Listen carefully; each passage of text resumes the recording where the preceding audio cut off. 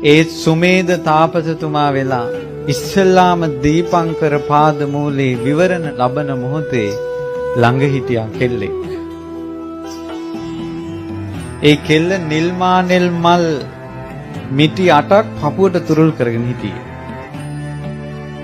නිල්මානෙල් මල් මිටි 8ක්.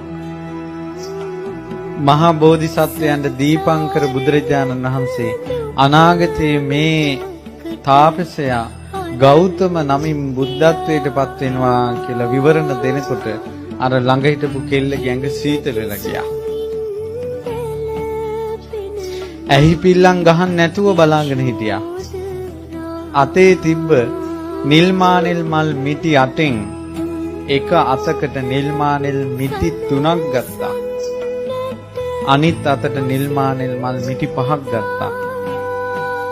ස්වාමීනි භාග්‍යවතුන් වහන්සේ මේ වැතිරිලා ඉන්න තාපසීන් වහන්සේ වෙනුවෙන් මේ නිල්මානෙල් මල් මිටි 5 පූජා කරමි පූජා වේවා. මා වෙනුවෙන් මේ නිල්මානෙල් මල් මිටි 3 පූජා කරමි පූජා වේවා. උපනෝපන් ජීවිතේ මේ උත්තමයාගේ සම්බුද්ධත්වයට ශක්තිය මම වේවා කියලා පැතුවා. සාරිපුත්ත මොග්ගල්ලාන මහරහතන් වහන්සේලාත් අසංකේය කල්පලක්ෂ 2යි බුදුරජාණන් වහන්සේත් එක්ක ආවේ. බුද්ධත්වයට විවරණ ගත්ත දවසේ ඉඳලම ළඟා පිටිපස්සෙන් ආපු කෙනා තමයි මේ යසෝදරා. එකම එක්කෙනයි. බුද්ධත්වයට විවරණ ගත්ත දවසේ ඉඳලා ඉන්නේ ළඟ එකම එක්කෙනයි. ඒ මේ යසෝදරා.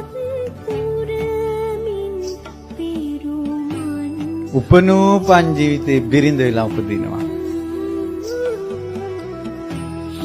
ඒ හිතේ තිබ්බ ආදරේ සෙනෙහස කියලා නිම කරන්න පුළුවන් කන් නෙවෙයි. සීල රකින්න මහා බෝධිසත්වයන්ට සීලේ බිඳින්නේ බවුන් වඩන බෝධිසත්වයන්ගේ භාවනාව කඩන්නේ.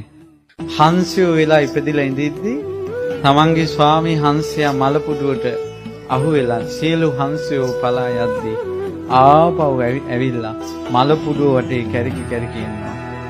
ඒ හංසිය යසෝදරා දුකේදී දාලා යන්නේ. අද මෙයා තමයි මගේ ලෝකේ කියලා ආදරය කරගෙන යනකොට ටික දවසකින් ආරංචි වුණොත් කොල්ලට පිළිකාවක් කියලා කුණු කූඩේට දාලා යන්නේ. ආදරය බලන්නේවත් නැහැ. නිරෝගීව ඉන්න කල් යාන වාහන තියෙන කල් තියෙන එකක් අද ආදරේ. ඒ කාලේ එහෙම නැහැ. ආදරේ කියන්නේ වැටෙන කඳුල පිහදාන දෙයක්. දුක කරට ගන්න එකක්. දුකට අස්වැසිල්ලක්.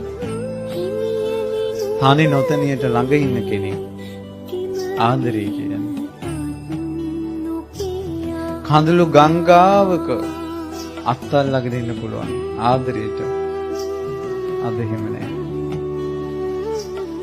ඒ නිසා මේ උත්තමාවිගේ ගුණ කඳ කියන්නේ